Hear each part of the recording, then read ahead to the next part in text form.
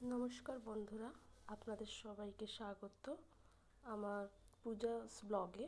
আজকে আমি তোমাদের করে দেখাবো পনির মশলা নিরামিষভাবে।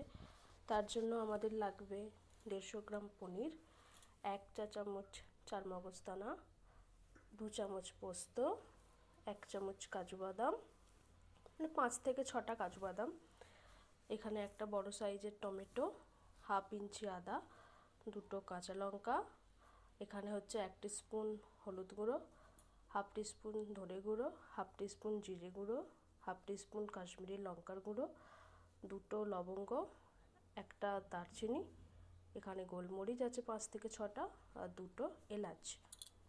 এবার মিক্সচার গ্রাইন্ডারের মধ্যে আমি এক এক করে সব উপকরণগুলো দেবো। যেমন ধরো তোমার আদা, কাঁচা লঙ্কা, টমেটো,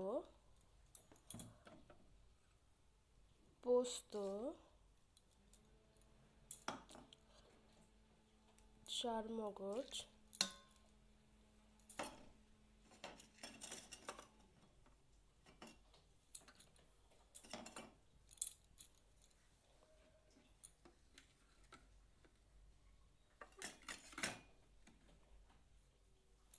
কাজু বাদাম,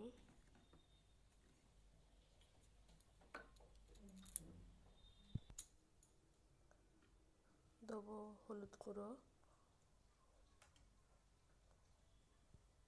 জিরে গুঁড়ো, ধনে গুঁড়ো,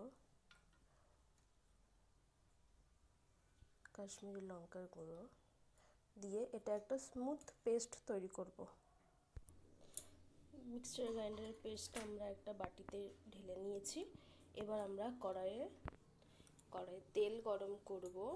তেল গরম করে ওতে পনিরগুলোকে আমরা ভেজে নেব।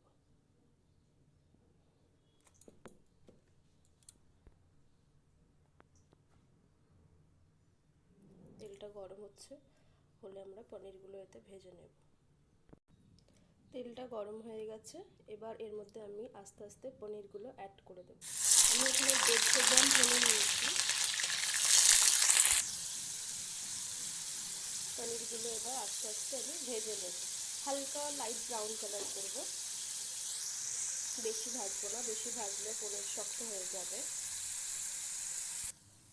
এইরকম হালকা লাইট একটা কালার এলে এটাকে এবার তুলে নিতে হবে। তুলে এটা একটা পাত্রে রাখবো, তাতে হালকা জল দিয়ে রাখবো যাতে পনিরটা সফট থাকে।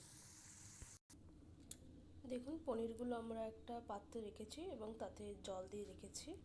এবার আমরা কড়ায় গোটা গরম মশলা ফোড়ন দেব। কড়াই দিয়ে দিচ্ছি এলাচ, লবঙ্গ, দারচিনি, গোলমরিচ।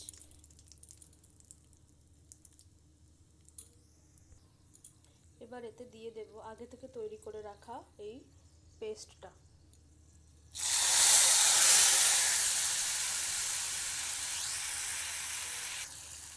এটাকে ভালো করে মিক্স করতে হবে।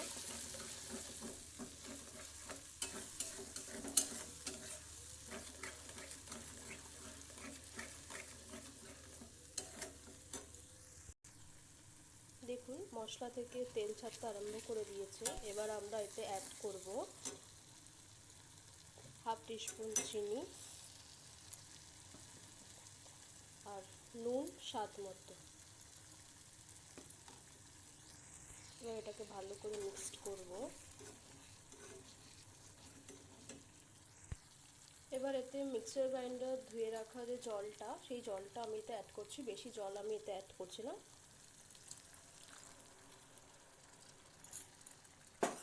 এটাকে ভালো করে এবার মিক্স করব। এবার এটাকে আমরা ঢাকা দিয়ে দেবো 5 থেকে 6 মিনিটের জন্য। 5 থেকে 6 মিনিট পর আবার দেখা হচ্ছে। 5 থেকে 6 মিনিট পর ঢাকনাটা খুলেছি। দেখো মশলার উপর কেমন তেল ছেড়ে দিয়েছে।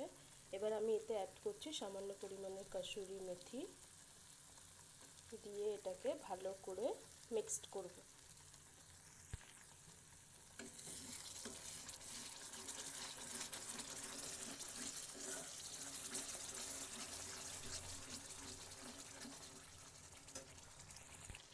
আপনারা যেমন গ্রেভি রাখতে চান সেই পরিমাণে জল অ্যাড করবেন। আমি এতে সামান্য পরিমাণে জল অ্যাড করছি।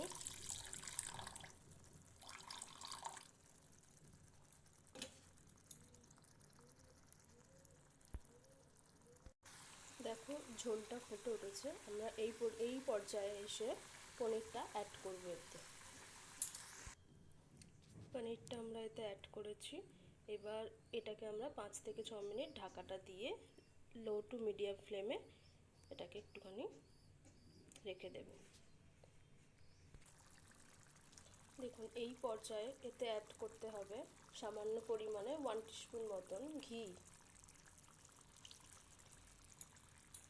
আর সামান্য পরিমাণে গরম মশলার গুঁড়ো, বা আপনারা চাইলে ভাজা মশলাও অ্যাড করতে পারেন। আমার কাছে এই মুহূর্তে ভাজা মশলা নেই, তাই আমি গরম মশলার গুঁড়োই অ্যাড করছি।